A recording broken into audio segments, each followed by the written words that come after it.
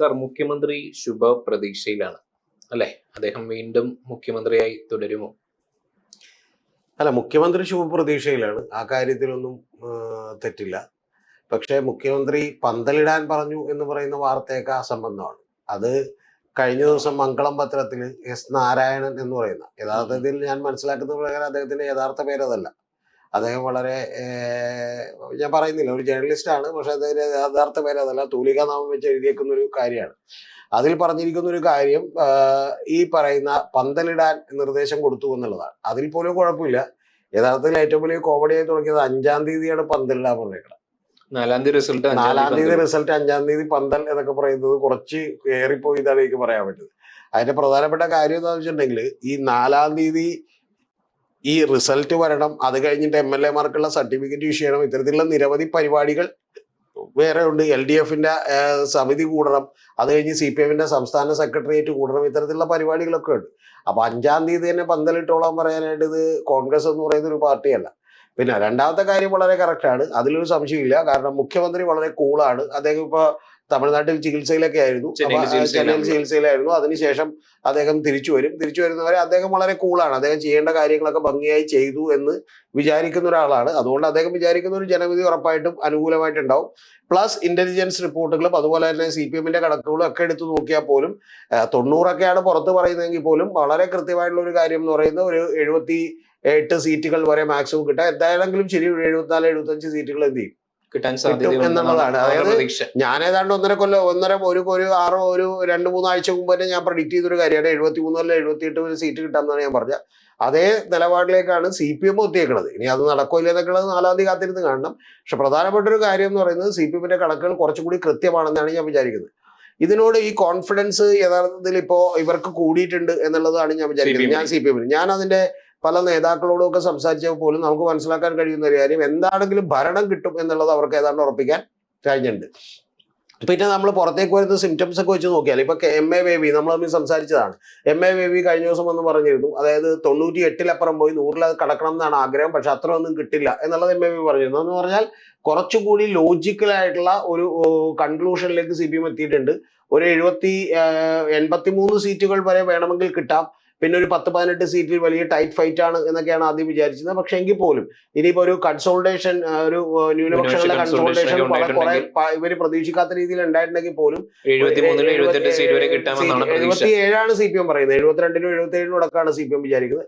അപ്പൊ അത്തരത്തിൽ സീറ്റുകൾ വരെ നേടിക്കൊണ്ട് ജയിക്കാം എന്നുള്ളതാണ്. അതിന്റെയൊക്കെ അടിസ്ഥാനം എന്ന് പറയുന്നത് 66 സീറ്റുകളിൽ ജയം ഉറപ്പാണെന്നുള്ളതാണ് ഇന്റലിജൻസ് ബ്യൂറോ IBA കൊടുത്തേക്കുന്ന റിപ്പോർട്ട്.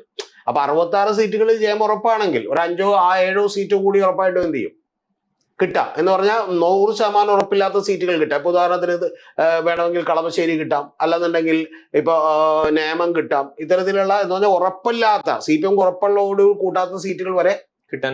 പക്ഷെ CPM-ന്റെ കണക്കൂട്ടൽ കുറച്ചുകൂടി പ്രോപ്പർ ആണെന്ന് ഞാൻ വിചാരിക്കുന്നു. ഇപ്പൊ എറണാകുളം ജില്ലയിൽ തന്നെ അവർ കൂട്ടിയിരിക്കുന്നത് 3 പേരെ മാത്രമാണ്. മനസ്സിലായി. അപ്പൊ അതുകൊണ്ട് അത് കുറച്ചുകൂടി റാഷണൽ ആയിട്ടുള്ള ഒരു കണക്കൂട്ടലാണ് എന്ന് തന്നെയാണ് ഞാൻ വിചാരിക്കുന്നത്. യുക്തിസഹമായിട്ടുള്ള കണക്കൂട്ടലാണ്. പിന്നെ ഇതിന്റെ അടുത്ത ഒരു ഘട്ടം കൂടി നിങ്ങളൊന്ന് എടുത്തു നോക്കിയേ. ഈ കഴിഞ്ഞ തെരഞ്ഞെടുപ്പ് കഴിഞ്ഞ് ഇത്രയും ദിവസങ്ങളിൽ വലുതായിട്ടൊന്നും സംസാരിക്കാതിരുന്ന വെള്ളാപ്പള്ളി ഇടച്ചൻ ഇന്നലെ വന്നിട്ട് പറഞ്ഞായിരുന്നു, അതായത് കസ്തൂരി മാമ്പഴം പിണറായി കൊത്തിക്കൊണ്ടുപോകും, ഇവര് വെറുതെ ആകും എന്നുള്ളത് പറഞ്ഞു. അദ്ദേഹം പറഞ്ഞിരിക്കുന്നതിന്റെ എല്ലാം വിപരീതം നടന്നിട്ടുള്ളൂ. അല്ല, അദ്ദേഹം ഇല്ല, തെരഞ്ഞെടുപ്പ് കഴിഞ്ഞതിന് ശേഷം അദ്ദേഹം പറയുന്ന പല കാര്യങ്ങളും നടന്നിട്ടുണ്ട്. തെരഞ്ഞെടുപ്പിന് മുമ്പ് അദ്ദേഹം പിന്തുണ കൊടുക്കുന്നവരൊക്കെ ജയിച്ചിട്ടുണ്ടാവില്ല, അത് വേറൊരു കാര്യമാണ്. കാരണം എന്ന് വെച്ചാൽ അത് ബാക്കിയുള്ളവരൊക്കെ കൂടി എതിരായി നിൽക്കുന്നതുകൊണ്ടാണ്. പിന്നെ ആ സിറ്റുവേഷനിൽ ഇപ്പൊ കേരളത്തിലുള്ളത്. ഇതിലുള്ള ഏറ്റവും പ്രധാനപ്പെട്ട കാര്യം എന്ന് പറഞ്ഞിട്ടുണ്ടെങ്കിൽ ഇപ്പൊ കോഴിക്കോട് തന്നെ, ഇനി അടുത്തൊരു സിംറ്റം ഒന്ന് നിങ്ങളൊന്ന് ആലോചിച്ച് നോക്കിയേ. ഇപ്പൊ കോഴിക്കോട് ഇന്നലെ അഡ്വക്കേറ്റ് പ്രവീൺ കുമാറും അതുപോലെ തന്നെ DC പ്രസിഡന്റ് ആയിട്ടുള്ള പ്രവീൺ കുമാറും മുസ്ലിം ലീഗിന്റെ ജില്ലാ പ്രസിഡന്റ് ആയിട്ടുള്ള റസാഖ് മാസ്റ്ററും ഒക്കെ കൂടി വന്നിരുന്ന് പത്രസമ്മേളനം നടത്തിക്കൊണ്ട് പറയുന്നത് കോഴിക്കോടുള്ള VVPATകൾ മുഴുവൻ എണ്ണണമെന്നാണ്. എന്ന് പറഞ്ഞാൽ മത്സരം ഒരു ജയം വരുന്നതിന് മുമ്പ് തന്നെ അവർക്ക് സംശയമാണ് എന്ന് പറയുന്ന ഒരു കാര്യമാണ്. അപ്പൊ അതുകൊണ്ട് കോഴിക്കോട് ഗംഭീരമായി പെർഫോം ചെയ്യാൻ കഴിയില്ല എന്ന് പറയുന്നുണ്ട്. സുനിൽ കനകൂലിന്റെ റിപ്പോർട്ടിൽ കൊല്ലവും തിരുവനന്തപുരത്തും ഗംഭീരമായി പെർഫോം ചെയ്യാൻ കഴിയില്ല എന്ന് പറയുന്നുണ്ട്. തൃശ്ശൂർ പെർഫോം ചെയ്യാൻ കഴിയില്ല എന്ന് പറയുന്നുണ്ട്. പാലക്കാട് ഇതുപോലെ ഡൗട്ട്ഫുൾ ആണെന്ന് പറയുന്നുണ്ട്. സോ ഇങ്ങനെയൊക്കെ പറഞ്ഞിട്ടുണ്ടെങ്കിൽ പിന്നെ എവിടെ നിന്നാണ് ജയിക്കാൻ കഴിയുക? അപ്പൊ പിന്നെ അത് മാത്രമല്ല, കോൺഗ്രസിനെ സംബന്ധിച്ചോളം കൺസൾട്ടേഷൻ നടന്നിട്ടുണ്ടെന്നൊന്നും അല്ല, കോൺഗ്രസിനെ സംബന്ധിച്ചിടത്തോളമോ അല്ലെങ്കിൽ ഇവരെ ആളുകളെ ഇപ്പൊ കനകോലും ഒഴികെ ബാക്കി കോൺഗ്രസിനോ അല്ലെങ്കിൽ ബാക്കിയുള്ള ആളുകൾക്കോ ഒന്നും പോലും തന്നെ ഇതിനകത്ത് യാതൊരുവിധ ധാരണകളും ഇല്ല, അവരുടെ ഒരു കണക്കുമില്ല, ഒന്നുമില്ല. വെറുതെ അങ്ങോട്ട് ഇരുന്ന് സ്വപ്നം കണ്ടുകൊണ്ടിരിക്കുകയാണ്. മനസ്സിലായി? അല്ലാതെ ഇതിനകത്ത് വലിയ അല്ല കണക്കൊന്നുമില്ല. പിന്നീട് 85 സീറ്റ് എന്നുള്ള രീതിയിൽ 85 സീറ്റ് എന്നുള്ളത് എങ്ങനെ വന്നത്? 85 സീറ്റ് എന്നുള്ളത് തെരഞ്ഞെടുപ്പ് കഴിഞ്ഞ ഉടനെ തന്നെ മുസ്ലിം ലീഗ് പറഞ്ഞു. മുസ്ലിം ലീഗ് 85 സീറ്റ് എന്ന് പറഞ്ഞപ്പോഴാണ് ഇവർ 85 സീറ്റിലേക്ക് എന്ത് ചെയ്ത് വന്നത്. ഇത് കഴിഞ്ഞതിന് ശേഷം ഇപ്പൊ കഴിഞ്ഞ ദിവസം കനകോല് കൊടുത്തേക്കുന്ന റിപ്പോർട്ടിൽ 81 അതായത് 80 കിട്ടാം 81 കിട്ടാം എന്ന് പറഞ്ഞാൽ സത്യം പറഞ്ഞാൽ സുനിൽ കനകോല് പറഞ്ഞേക്കണ വേണമെങ്കിൽ എന്ത് ചെയ്യാം, ഒരു 70 സീറ്റിൽ നേടി എങ്ങനെയെങ്കിലും ജയിക്കും എന്നുള്ളതാണ് ആ റിപ്പോർട്ട് മുഴുവൻ വായിച്ചു നോക്കിയാൽ നമുക്ക് മനസ്സിലാവുന്നത്. അപ്പൊ ഞാൻ പറഞ്ഞു വന്നൊരു കാര്യം, ഇത്തരത്തിലുള്ള ഒരു ആത്മവിശ്വാസ കുറവ് ഈ പതുക്കെ അതായത് ആദ്യം 100 പിന്നെ 100-ൽ നിന്ന് 85 മുസ്ലിം ലീഗിന്, ബാക്കിയുള്ള കാര്യങ്ങളൊക്കെ തന്നെ കുറഞ്ഞു വരുന്നുണ്ട്. പിന്നെ തുറന്ന് ഞാനൊരു കാര്യം പറയാം, മുസ്ലിം ലീഗിനെ സംബന്ധിച്ചോളം മുസ്ലിം ലീഗിന് ഇപ്പോഴും വിശ്വാസമില്ല. മുസ്ലിം ലീഗ് അവരുടെ ചരിത്രത്തിലെ ഏറ്റവും മികച്ച പെർഫോമൻസ് കാഴ്ചവെക്കും എന്നുള്ള കാര്യത്തിൽ അൺഡൗട്ടഡ് ആണ്, എനിക്ക് പോലും സംശയമില്ല. 22 സീറ്റുകൾ എന്തായാലും കിട്ടും, 20 മുകളിൽ സീറ്റ് എന്തായാലും കിട്ടും. വേണമെങ്കിൽ അത് 24 വരെ പോകാം. 27 സീറ്റുകളാണ് അവർക്ക് ആകേണ്ടത്. അപ്പൊ അതിലെന്താണെങ്കിലും ഇപ്പൊ ഈ കൊല്ലത്ത് എന്നുള്ള സീറ്റൊന്നും ജയിക്കൂല, അത് അവർക്കറിയാം. അപ്പൊ അത് ഒഴിച്ചു വെച്ചിട്ടുണ്ടെങ്കിൽ ബാക്കിയുള്ള സീറ്റുകളിൽ ജയിക്കാൻ കഴിയും, ഒരു 22 സീറ്റുകളിലെങ്കിലും ജയിക്കാൻ കഴിയുമെന്നാണ് അവർ വിചാരിക്കുന്നത്. പക്ഷെ അത്രയും വലിയ പെർഫോമൻസ് കാഴ്ച വെക്കുമ്പോഴും ഒരു 6-7 സീറ്റുകളിൽ പി ജെ ജോസഫ് ജയിക്കുന്നു എന്ന് വിചാരിക്കും. അപ്പൊ എത്രയായി? 29 സീറ്റ് കൂടി 29 സീറ്റായി. പിന്നെ കെ രമ ജയിച്ചു വരുന്നത് 30 സീറ്റായി. അപ്പൊ ഇത്തരത്തിലുള്ള ഓരോരോ സീറ്റുകളിൽ നിന്ന് ഓരോരുത്തരും ജയിച്ചു വരുന്നത് 30 സീറ്റ്. പക്ഷെ ബാക്കിയുള്ള 40 സീറ്റ് ആരും പിടിക്കണം. 22 സീറ്റ് ഓൾറെഡി കോൺഗ്രസിനുണ്ടല്ലോ. 22 സീറ്റുണ്ട്. 22 സീറ്റിൽ തന്നെ ഇപ്പൊ 3 കയ്യാലപ്പുറത്ത് തേങ്ങ പോലെ ഇരിക്കുകയാണ്. മനസ്സിലായെന്ന് പറഞ്ഞാൽ ഇപ്പൊ ഒന്ന് പെരുമ്പാവൂരുണ്ടായ സീറ്റ് എന്ത് ചെയ്തിട്ടില്ല, മത്സരിപ്പിച്ചിട്ടില്ല. പാലക്കാട് ഉണ്ടായിട്ടുള്ള മാങ്കൂട്ടത്തെ എന്ത് ചെയ്തിട്ടില്ല, മത്സരിപ്പിച്ചിട്ടില്ല. അപ്പൊ ഇത്തരത്തിലുള്ള കാര്യങ്ങൾ കോവളത്ത് കഴിഞ്ഞ തവണ തന്നെ ഈ ലോക്കൽ ബോഡി തെരഞ്ഞെടുപ്പിൽ പോലെ LDF-നാണ് ഭൂരിപക്ഷം. കോവളത്ത് ജയിച്ചേക്കും. അല്ല കോവളത്ത് പരാജയപ്പെടുത്തുക അല്ല, ഞാൻ പറയുന്നത് കോവളത്ത് ഇപ്പൊ വിൻസെന്റ് ആവുമ്പോൾ കിട്ടുന്ന അഡ്വാൻറ്റേജിന്റെ പുറത്ത് അവർ ജയിച്ചേക്കും. പക്ഷെ എങ്കിൽ പോലും നിലനിൽക്കുന്ന കുണ്ട്രയില് വിഷ്ണുനാഥ് സേഫ് ആണെന്ന് നമുക്ക് ഒരിക്കലും പറയാൻ പറ്റില്ല. ജനകീയനായിട്ടൊന്നും കാര്യമില്ല. കാരണം കുണ്ട്ര മണ്ഡലത്തില് കഴിഞ്ഞ തവണ പരാജയപ്പെട്ട അതിന്റെ പ്രത്യേകമായിട്ടുള്ള സാഹചര്യം ഉണ്ട്. അത് ജെ മേഴ്സിക്കുട്ടിയമ്മ വരികയും അവിടെ ചില പ്രശ്നങ്ങൾ ജെ മേഴ്സിക്കുട്ടിയമ്മക്കെതിരെ ആരോപണമായി വരികയും കൂടാതെ പാർട്ടിക്കകത്തുള്ള ചില പ്രശ്നങ്ങളൊക്കെ കൊണ്ടിട്ടാണ് അത് പരാജയപ്പെട്ടത്. അത് വിശദമായി പഠിച്ചിട്ടുള്ള ഒരാളാണ് ഞാൻ, എനിക്കറിയാം. അതുകൊണ്ടാണ് പരാജയപ്പെട്ടത്. അപ്പൊ കുണ്ട്രയിൽ പി സി വിഷ്ണുനാഥ് സേഫ് ആണെന്ന് ഞാൻ വിചാരിക്കുന്നില്ല. എന്റെ വിശ്വാസത്തിൽ പി സി വിഷ്ണുനാഥ് അവിടെ തോക്കാനുള്ള സാധ്യത ഉണ്ട് എന്നാണ്. അപ്പൊ പി സി വിഷ്ണുനാഥ് പെരുമ്പാവൂര് ഇപ്പൊ സിറ്റിംഗ് MLA ആയിട്ടുള്ളത്, അതുപോലെ പാലക്കാട് സിറ്റിംഗ് MLA ആയിട്ടുള്ളത്. പാലക്കാടും ഒക്കെ ചെന്നാലും പിഷാരടി ചിലപ്പോൾ ജയിച്ചേക്കും. പക്ഷെ ഞാൻ പറഞ്ഞു ജയിച്ചേക്കും. പക്ഷെ പ്രധാനപ്പെട്ട ഒരു കാര്യം, ഇത്തരത്തിലുള്ള നിരവധി മണ്ഡലങ്ങളിൽ അവർ ഫേസ് ചെയ്യുന്ന വലിയ പ്രധാനപ്പെട്ട ഇഷ്യൂസ് ഉണ്ട്. ആ ഇഷ്യൂസിന്റെ കൊടക്ക് കൂടി വേണം എന്ത് ചെയ്യാനായിട്ട്, നിങ്ങൾ 20 സീറ്റുകൾ കൂടി വീണ്ടും നേടാനായിട്ട്. അതിൽ 20 സീറ്റ് നേടും എന്ന് പറഞ്ഞാൽ ഒരു 15 സീറ്റ് നേടിയാൽ പോലും ഭരണത്തിലെത്തില്ല. അതാണ് പ്രശ്നം. അവര് ഉയർച്ച ഉണ്ടാക്കും എന്നുള്ള കാര്യത്തിലൊന്നും എനിക്കൊരു തർക്കമില്ല കേട്ടാ. പക്ഷെ പ്രധാനപ്പെട്ട ഒരു വിഷയം, ഇപ്പൊ ഈ ആലപ്പുഴ, പത്തനംതിട്ട, കൊല്ലം, തിരുവനന്തപുരം ഈ 4 ജില്ലകളിൽ നിന്ന് കഴിഞ്ഞ 39 സീറ്റാണ് അവർക്ക്. 39-ൽ 4 സീറ്റാണ് ഉള്ളത്.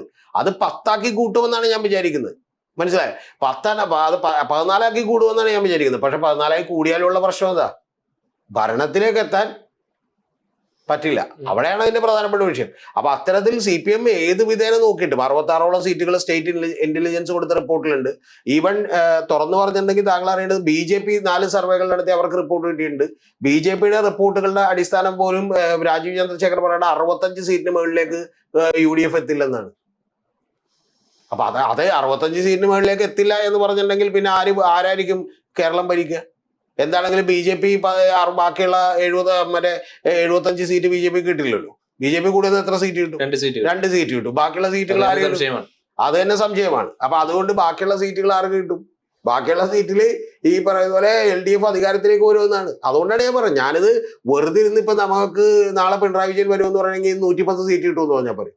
ഇല്ല, പിണറായി വിജയനും അതുപോലെ LDF-നും ഒരു തിരിച്ചടിയായിരിക്കും. ആ തിരിച്ചടി എന്ന് പറയുന്നത് 98 സീറ്റുകളിൽ അവർ കുറയും. ആ കുറയുന്ന കാര്യം ഞാൻ മാസങ്ങൾക്ക് മുമ്പേ പറഞ്ഞ ഒരാളാണ്. ആ പറഞ്ഞ കാര്യം കഴിഞ്ഞ ദിവസം MA ബേബി സമ്മതിച്ചതിൽ എനിക്ക് സന്തോഷമുണ്ട്. ഇപ്പൊ ഈ പറയുന്നത് വെള്ളാപ്പള്ളി ഇടശം പോലും പറയുന്നത് വലിയ സീറ്റുകൾ നേടും എന്നല്ല പറയുന്നത്. പകരം ഒരു സ്ലൈറ്റ് എഡ്ജിന് അപ്പുറമാണ് ഭരണവിരുദ്ധ വികാരം എന്നുണ്ടെങ്കിൽ അത് നമുക്കറിയില്ല. ചിലപ്പോ അങ്ങനെ ഒരു വലിയ വേവ് ഉണ്ടാകുന്നു, വലിയ തരംഗം ഉണ്ടാകുമെങ്കിൽ എന്ത് ചെയ്യാം, ഒരു പ്രതിഷേധം ഇല്ല. പക്ഷെ അങ്ങനെ ഒരു തരംഗം ഉണ്ടാകുമെന്ന് ഗ്രൗണ്ട് ലെവലിൽ നിന്ന് സ്റ്റഡി നടത്തിയിട്ടില്ല, ആർക്കും കിട്ടിയിട്ടില്ല. അതാണ് കാര്യം. ഇപ്പൊ മാതൃഭൂമിയുടെ സർവേ ഉണ്ട്, മാട്രിക്സിന്റെ സർവേ ഉണ്ട്, അത്തരത്തിലുള്ള നിരവധി സർവേകളുണ്ട്. ഈ സർവേകളിൽ നിന്ന് ആർക്കും കിട്ടിയില്ല. ആകെ കിട്ടിയേക്കുന്ന ഒരു സർവേ മറുനാടിന്റെ സർവേ മാത്രമാണ്. ആ മറുനാടിന്റെ സർവേ പോലും പറയുന്നത് 85 സീറ്റാണ് ആർക്ക് പറയുന്നത്, UDF-ന് പറയുന്നത്. അതിൽ പോലും വലിയ തരംഗം ഉണ്ടെങ്കിൽ അത് തരംഗം ഇപ്പൊ കഴിഞ്ഞോണ അഡ്വക്കേറ്റ് ജയശങ്കർ ഇരുന്ന് ഒരു ഇന്റർവ്യൂ കൊടുക്കുന്നുണ്ട് പറഞ്ഞിട്ടില്ല. അപ്പൊ ജയശങ്കറോട് തന്നെ ഇതൊക്കെ ചോദിക്കുമ്പോൾ പുള്ളി എല്ലാ സീറ്റുകളും വലിയ ബുദ്ധിമുട്ടാണ്, LDF ജയിക്കാനുള്ള സാധ്യതകളുണ്ട് എന്നൊക്കെയാണ് പറയുന്നത്. ആ സാധ്യതകളുണ്ട് എന്നൊക്കെ പറഞ്ഞിട്ട് അപ്പൊ പറഞ്ഞാൽ ഷാജൻ തന്നെ ചോദിക്കുന്നുണ്ട്, ഇങ്ങനെയൊക്കെ LDF ജയിക്കുമെങ്കിൽ പിന്നെ എവിടെ UDF വരുമെന്നാണെന്ന് എന്ത് ചെയ്യുന്നുണ്ട് പറയുന്നുണ്ട്. പിന്നെ ഷാജൻ തന്നെ കഴിഞ്ഞ ദിവസം ഒരു പോസ്റ്റ് ഇട്ടുണ്ട്, ഇനി 10 കൊല്ലം ഞാൻ പറഞ്ഞിട്ട് ജനം കേട്ടില്ലെങ്കിൽ ഞാൻ ഇനി എന്ത് ചെയ്യില്ല, ഗവൺമെന്റിന്റെ അതിന്റെ പരിപാടി അതിന്റെ വഴിക്ക് വിടും, എന്ത് ചെയ്യും, പിണറായി വിമർശനം നിർത്തും എന്നൊക്കെ പറഞ്ഞിട്ടുണ്ട്. എന്ന് പറഞ്ഞാൽ ഇനിയിപ്പോ പിണറായിക്ക് പകരം പുതിയ ആരെങ്കിലും വന്ന് വിമർശിക്കാന്നാണോ അല്ലെങ്കിൽ ഈ പരിപാടി നിർത്താന്നാണോ എന്താണെന്ന് നമുക്ക് മനസ്സിലാവുന്നില്ല. ഞാൻ പറഞ്ഞു വന്ന ഒറ്റ കാര്യമുള്ളൂ, ഇത്തരത്തിലുള്ള ഒരു അൺസർട്ടൈനിറ്റി ഇവർക്ക് എല്ലാവർക്കും ഉണ്ട്. അതല്ലാതെ ഇതിന്റെ അപ്പുറത്തേക്ക് വലിയ കഥയൊന്നുമില്ല. എന്ന് പറഞ്ഞാൽ ആർക്കും തന്നെ 100% ഉറപ്പ് ഇല്ല. ഇപ്പൊ ചാണ്ടിയുമ്മ പറഞ്ഞുകൊണ്ടിരിക്കുന്ന വാചകം എന്താ ശ്രദ്ധിച്ചു കേട്ടാ, ഞങ്ങൾ ഉറപ്പായിട്ടും ഭരണത്തിൽ വരുമെന്ന് മാത്രമാണ്. അതായത് 80 പറയുന്നില്ല, പുള്ളി 85 പറയുന്നില്ല. മുസ്ലിം ലീഗ് തന്നെ 85 വിട്ടുപ്പ, മനസ്സിലായോ? പല ആളുകളും എന്ന് ഇപ്പൊ കോഴിക്കോട് തന്നെ ഞാൻ വിചാരിച്ചു വലിയ നേട്ടം ഉണ്ടാക്കുമെന്ന് വിചാരിച്ചു. വലിയ നേട്ടം ഉണ്ടാക്കൂലെന്നാണ് UDF പല നേതാക്കളും തന്നെ കമ്മ്യൂണിക്കേറ്റ് ചെയ്യുന്നത്. BJP നല്ല രീതിയിൽ വോട്ട് മറിച്ചിട്ടുണ്ട്. അല്ല, BJP വോട്ട് ആർക്ക് വേണ്ടി മറിച്ചിട്ടുണ്ട്, കുറ്റ്യാടിയിൽ മറിച്ചിട്ടുണ്ട്. കഴിഞ്ഞ ദിവസം അവരൊന്നും സമ്മതിക്കുന്നുണ്ട്. നാദാപുരത്ത് മറിച്ചേക്കണത് ഉറപ്പായിട്ടും അവിടെ അഭിജിത്തിനായിരിക്കും ഗുണം ചെയ്യുക. നാദാപുരത്ത് അഭിജിത്തിന് അവിടെയൊക്കെ തന്നെ അത്തരത്തിലുള്ള ചില കാര്യങ്ങളൊക്കെ ഉണ്ട്, അതൊക്കെ നിൽക്കട്ടെ. പക്ഷെ ഞാൻ പറയണത് ഈ ബാക്കിയുള്ള സ്ഥലങ്ങളിലേക്ക് ഇത് വോട്ടും മറിക്കേണ്ട ആവശ്യമില്ല. കാരണം ഒട്ടും മറിക്കാതെ തന്നെ ഒരു കൺസോൾട്ടേഷൻ ആർക്ക് അനുകൂലമായിട്ട് ഭൂരിപക്ഷ കൺസോൾട്ടേഷൻ ഉണ്ടാവും, LDFന് അനുകൂലമായിട്ട് ഉണ്ടാകാനുള്ള സാധ്യതകൾ കൂടി ഇവിടെ നിലനിൽക്കുന്നുണ്ട്. മലബാറിലും ഉള്ള വലിയ മേഖലകളിൽ ചെറിയ തോതിൽ അത് ഇവർക്ക് അനുകൂലമായിട്ട് ഉണ്ടാവും, അതിലൊന്നും എനിക്ക് സംശയമില്ല. പക്ഷെ പ്രധാനപ്പെട്ട ഒരു കാര്യം, അതുകൊണ്ട് തന്നെ കോൺഫിഡന്റ് ആണ്. പിന്നെ പന്തലൊന്നും ഇടാൻ പറഞ്ഞിട്ടില്ല, അതൊക്കെ വെറുതെ ഇവരൊക്കെ വ്യാജ വാർത്തയാണ്. പന്തലൊന്നും ഇടല് അല്ലെങ്കിൽ തന്നെ ഒന്ന് ആലോചിച്ച് നോക്കി, ഇതിന്റെ സർട്ടിഫിക്കറ്റ് കിട്ടണം, ഈ മന്ത്രി ഭൂരിപക്ഷം ഉണ്ടെന്ന് വിചാരിക്കണം, ഗവർണർ എന്ത് ചെയ്യണം, രാവിലെ വിളിക്കണം. ശരിക്കും പറഞ്ഞാൽ പുള്ളി എനിക്ക് കൊണ്ട് എഴുന്നേറ്റ് മറ്റേ 3 അടിച്ചിട്ട് കിടന്നുറങ്ങിയിട്ട് പിറ്റേ ദിവസം രാവിലെ എഴുന്നേറ്റ് എഴുതിയാണെന്ന് തോന്നുന്നു. അതിന് രാത്രി തന്നെ എഴുതി കൊടുത്താണെന്ന് തോന്നുന്നു, 12:30 മറ്റേ പ്രസ്സിലേക്ക് പോകുമ്പോൾ എഴുതി കൊടുത്ത വാർത്തയാണെന്ന് തോന്നുന്നു. ആ വാർത്ത ഇട്ട് എഡിറ്റ് ചെയ്യാൻ സമ്മതിക്കണം.